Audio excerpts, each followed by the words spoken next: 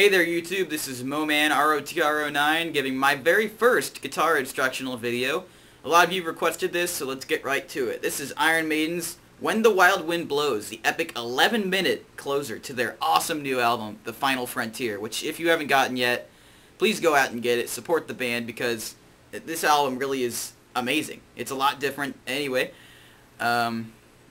There's nothing much more to say about it. It's very progressive and it's a great album, as you can see with this track. And many of you have seen my guitar video already, so I know you're excited and you're ready to do this. So, When the Wild Wind Blows is in E standard tuning, in case you're unaware. It's just, you know,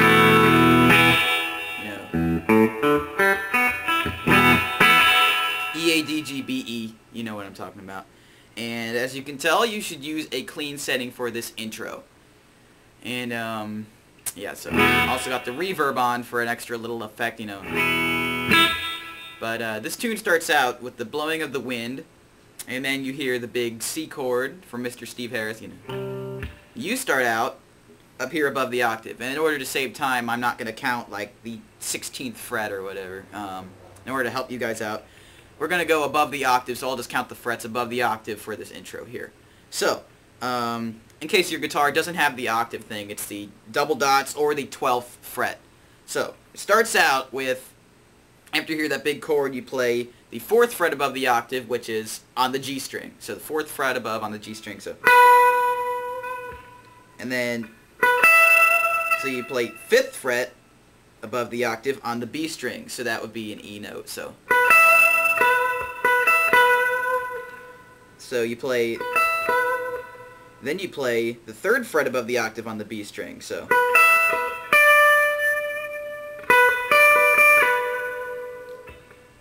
So, that would be.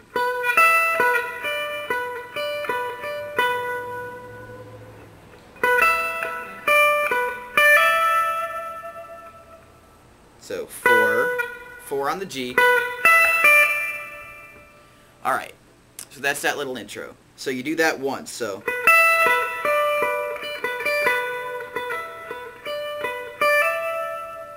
The second time you do the same thing, but instead of sliding up to the 5th fret on the B string for the octave of the E, instead you go, you play the 5th fret on the G string, so. So, that whole little intro there is.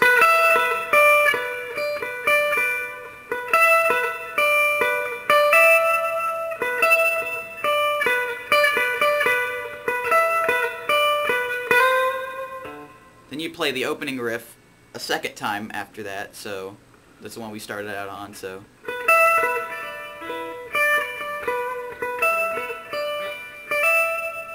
And then the last one before we get to that awesome main riff is. So that's something you already know. But then you go.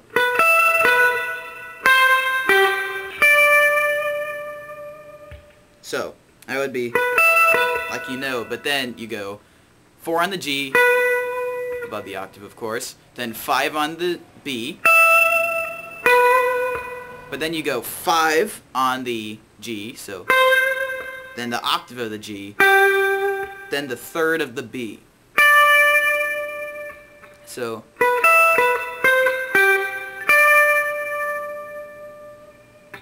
alright, one more time, so.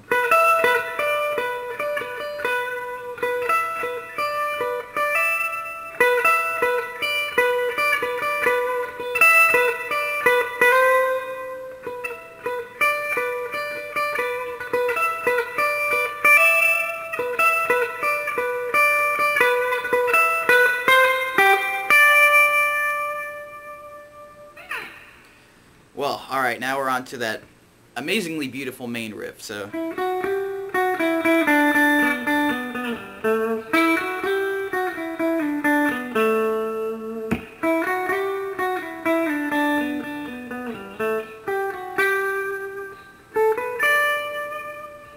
So, alright, let's do this.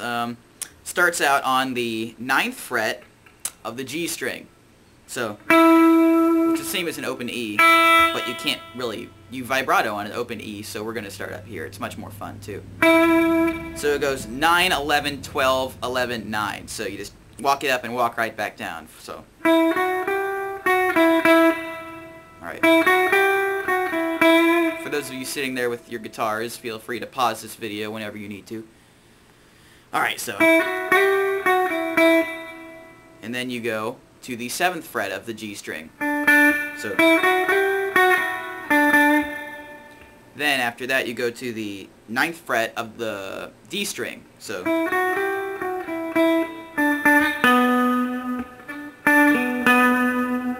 Then 5 to 7 on the D string. So the whole thing is 9, 9, 11, 12, 11, 9, 7 on the G, then 9 on the D, then 7 again on the G.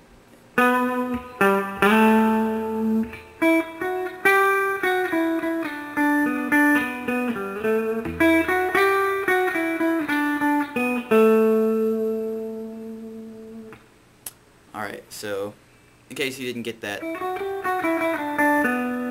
the second time you just go, instead of jumping back up, you just go, you just walk it down to the octave of the A, so that'd be the 7th fret of the D. So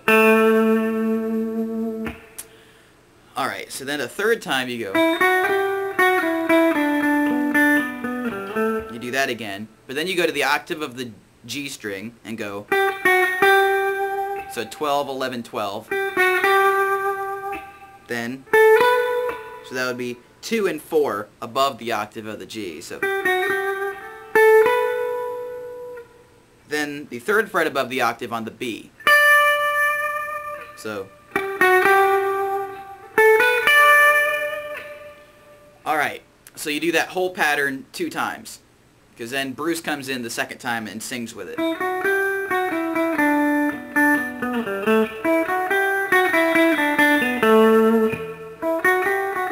You get it.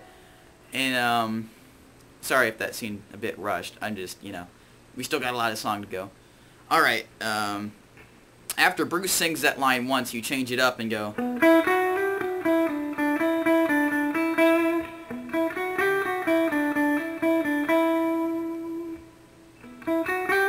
You just do that.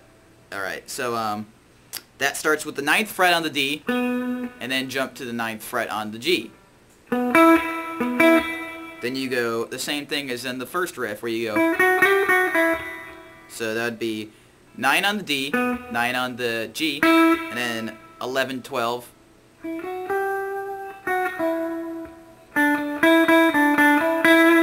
This whole section, just follow the way Bruce is singing it. So you just do, you hit every note the same way Bruce sings it. So if he sings a note a certain amount of times,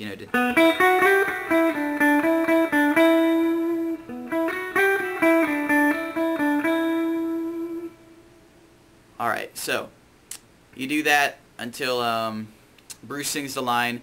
They said there's nothing can be done about the situation, where it jumps up to the 4th fret above the octave on the G. Let's drum that 4 times. Then the 2nd fret above the octave on the G. So that would be 4. The 4th fret above the octave on the G, the 2nd fret above the octave on the G, then the octave itself, and then 1 below the octave. So that'd be the 11th fret. So you go. Then you go to the octave of the D, then the 2nd fret above the octave on the D. Once again, just check out Bruce's vocal lines and just do whatever he's doing. So.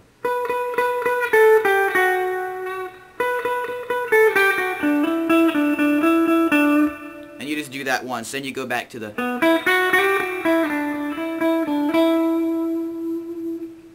However, you do that one more time and then you go back to you go. Then you do that. Did you know? Did you know? Now by this point you're at the final part of the quiet part before Bruce comes in with the big heavy part. So you do the riff one more time.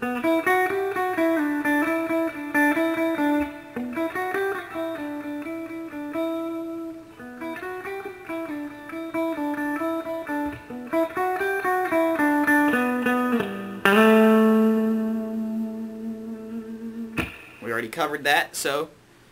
alright, so guys, if you didn't get any of that quiet part at the beginning, just go back and check it out, or leave a comment below if there's something that you didn't totally understand.